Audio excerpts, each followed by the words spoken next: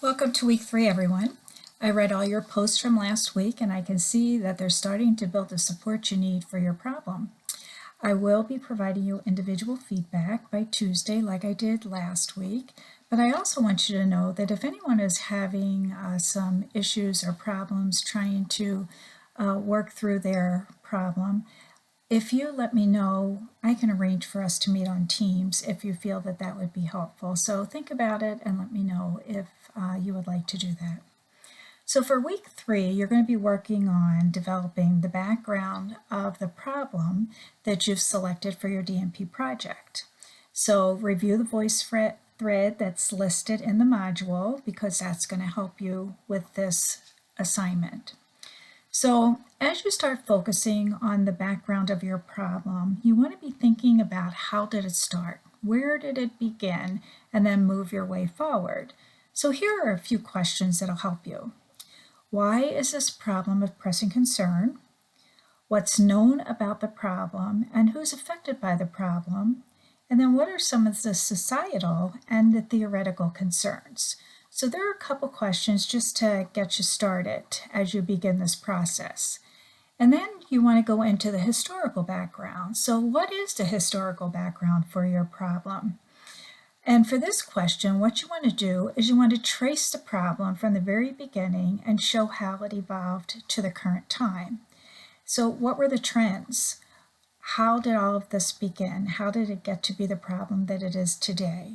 And if you look at your template, it'll suggest that you actually start with Nightingale and then you work your way forward in time and see how it evolved up to the present time. And I do want to mention that this is really an important piece for your paper.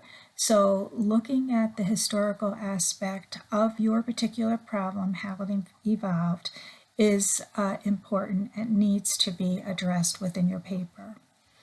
Then another thing you want to be thinking about as you're working through and looking at literature is looking for data and looking for major findings that you may come across as you do this research. And put those findings, any stats that you can find are always very supportive and helpful for you in defending your problem.